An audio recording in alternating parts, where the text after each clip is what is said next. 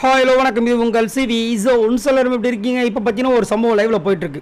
அதாவது எஃப்ஜேவும் பக்கத்தில் பிரஜனும் இருக்காங்க, எல்லாரும் ஒன்றா சாப்பிட்டுட்டு இருக்காங்க. ஆப்போசிட்டில் விஜய் பார்வதி இருக்காங்க. இவர் இங்கேருந்து கூப்பிட்றாரு, பார்வதி பார்வதின்னு. இவங்க என்ன அப்படி கேட்டால், பாட்ஸ் ஓட்டு போடுறதுக்கு எவ்வளோ செலவு பண்ணுறேன்னு கேட்குறாரு. அப்படின்னா என்னென்னு கேட்டிங்கன்னா, பிஆர் அதை வந்துட்டு கொஞ்சம் ஸ்டைலிஷாக பாட் ஓட்ஸ் அப்படின்னு ஓட்டு தானாகவே போட்டுக்கு. நடுவில் ஒரு சர்ச்சை போன வருஷம் அதுக்கு முந்தின வருஷம் வந்துச்சு. ஆனால் அந்த மாதிரிலாம் வாய்ப்பே கிடையாது. அந்த மாதிரி போட்டவங்களுக்குலாம் வந்துட்டு 3 நாமம் தான் வந்துச்சு.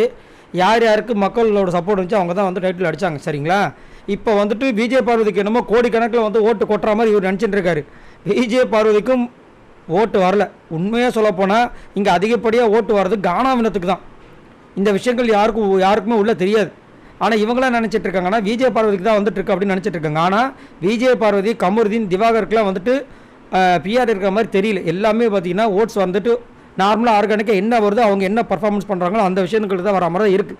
இவருக்கு ஒரு சாலி அதை மாதிரி சொல்லி கலாய்க்கிறார். உடனே அவங்க சொல்லிட்டாங்க. ஆனால் பிரஜன் பக்கத்துலேருந்து அந்த மாதிரி சொல்லாதுன்னு ஏதாவது சொல்லியிருக்கலாம். பட் அவரும் சேர்ந்து சிரிக்கிறாரு.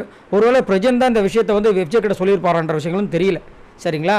இப்போ ஆனால் அந்த அம்மா என்னத்தம்மா சொன்னாங்க, நீ செலவு பண்ணுறத விட நான் கம்மியாக தான் பண்ணுறேன்னு சொல்லி அசிங்கப்படுத்தி விட்டாங்க. இது தேவையா? ஆனால் அவருக்கு செலவு பண்ணாலும் ஓட்டு போடுறதுக்கு அங்கே யாரும் இருக்க போகிறதுன்றது வேறு விஷயம். ஏன்னா அவர் ஏதாவது பர்ஃபார்மன்ஸ் பண்ணதானே, அங்கே இருந்து பர்ஃபார்மன்ஸ் பண்ணதெல்லாம் ஆதிரை கூட நல்லா ஜாலியாக இருந்தார். கடைசியில் ஆதிரையை வந்து அக்கௌண்ட்டு கழட்டி விட்டாப்புல. வெளியில் வந்து அந்த பொண்ணு புலம்பிக்கிட்டு இருக்கு, நான் அந்த மாதிரி பண்ணவே இல்லைன்னு சொல்லிட்டார். இதுக்கு நஷ்டம் யாருக்கு? ஆதிரைக்கு. நல்ல ஒரு சூப்பரான ஒரு கண்டஸ்டண்ட்டை இழந்துட்டோம் நம்ம. எஃப்ஜி ஆனால் உள்ள ஊரை சுற்றிட்டு இருக்காப்புல. ஆனால் இன்றைக்கி சம்மடி வாங்கினார். ஆனாலும் அந்த வாய் அடங்க மாட்டுது. இந்த அம்மா வந்து கலாய்க்கிறாராம்.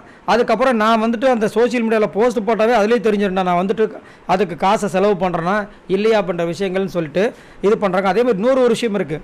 இவங்க அந்த மாதிரி வந்துட்டு பிஆருக்கு செலவு பண்ணுற மாதிரி இருந்ததுன்னா இவங்க எனக்கு நெகட்டிவ் வந்தாலும் பரவாயில்ல, நீங்கள் வந்து இந்த மாதிரிலாம் வந்து சண்டை போட்டுட்டு இருக்க மாட்டாங்க. பிஆர் செலவு, அதாவது பிஆருக்கு செலவு பண்ணுறவங்களாம் நல்லா நீங்கள் நோட் பண்ணிங்கன்னா தெரியும்.